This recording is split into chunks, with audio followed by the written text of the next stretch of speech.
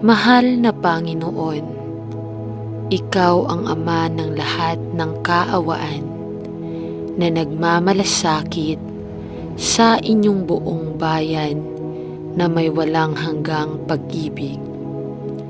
Ikaw ang Diyos ng lahat ng kaaliwan na umaaliw sa lahat ng nagdurusa sa kamatayan ng isang mahal sa buhay.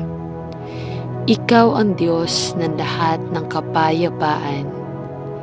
Ikaw ang Diyos, sino ang nangako na ibubuhos ang iyong perpektong kapayapaan sa puso ng iyong mga anak na dumaranas ng sakit at pagdurusa na dulot ng pagkawala ng isang mahal sa buhay.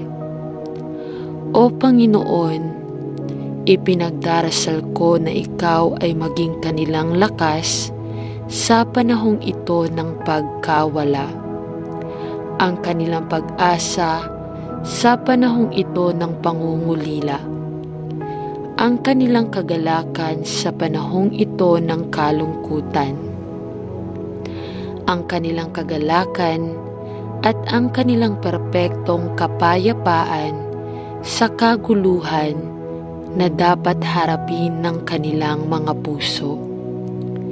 Salamat sa iyo na ang tibo ng kamatayan ay nasira magpakailanman, at ang sumpa ng libingan ay nawasak sa pamamagitan ng kamatayan at muling pagkabuhay ng ating Panginoong Hesukristo.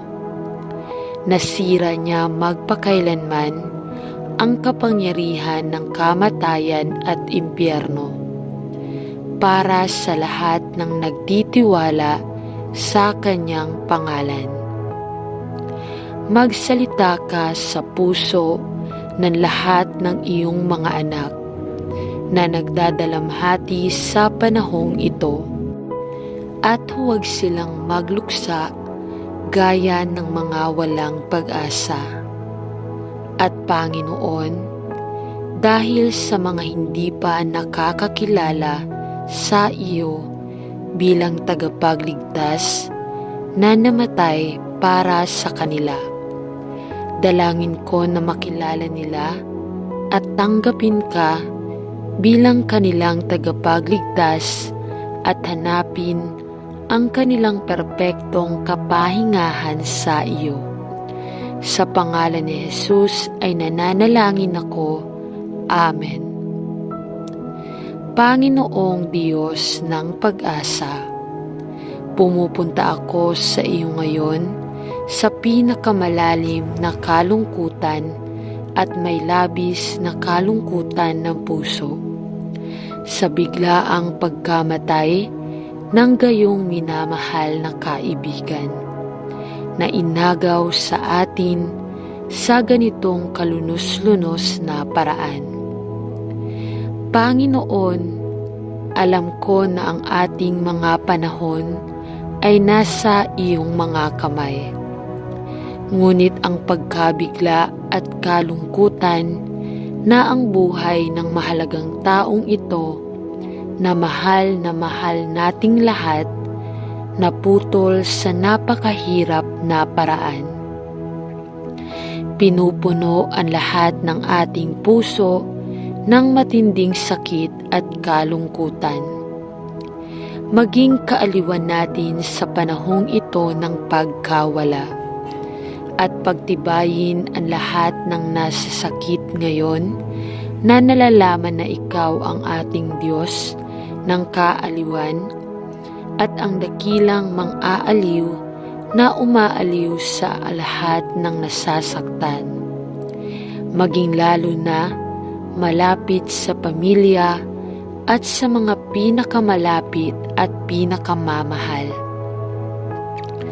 Bigyan mo sila ng iyong kapayapaan at katiyakan na ikaw ay kasama nila sa buong sakit nila, at ibuhos ang liwanag ng iyong pag-ibig sa kanilang mga pusong nakakasakit. Sa pangalan ni Jesus, Amen.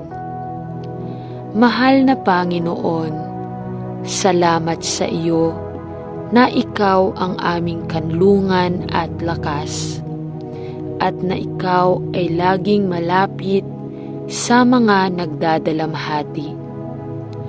O Panginoon, ipinagdarasal ko na ibigay mo sa amin ang tulong at karunungan na kailangan namin sa oras na ito, habang kinakaharap natin ang gawain na kailangang gawin, ang lahat ng mga pagsasaayos para sa nalalapit na libing.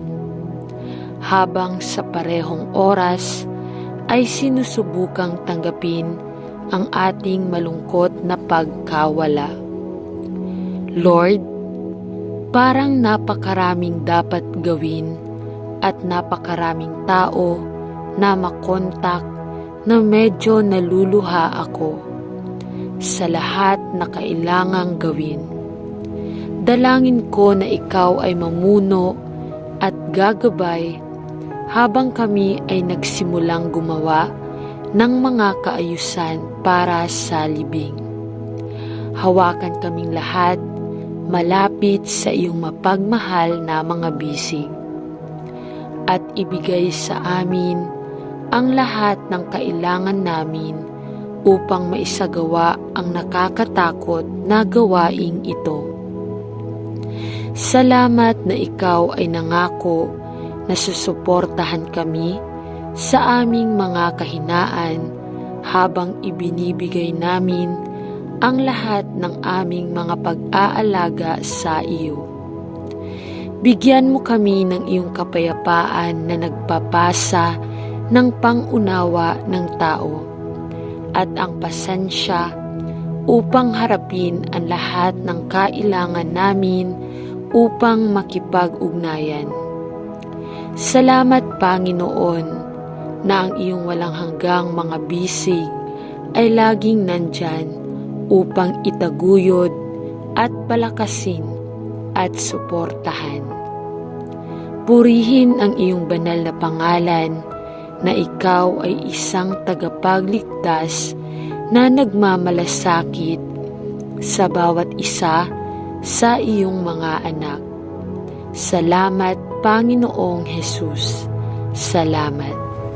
Amen. Mahal na Ama sa langit, laging mahirap magpaalam sa mga namatay dahil alam natin na mamimiss sila ng napakaraming naiwan. Ngunit Panginoon, ipinapaalala mo rin sa amin na ang kamatayan ng iyong mga banal ay napaka-espesyal sa iyo. At nais naming magsama-sama upang pasalamatan ka sa buhay nitong iyong anak. Sino ang isang pampatibay loob at kahanga-hangang saksi ng iyong pagmamahal at biyaya? Salamat, Panginoon, para sa mga pagpapala ng espesyal na taong ito. Para sa mga pagpapala ng espesyal na taong ito na naaalala nating lahat.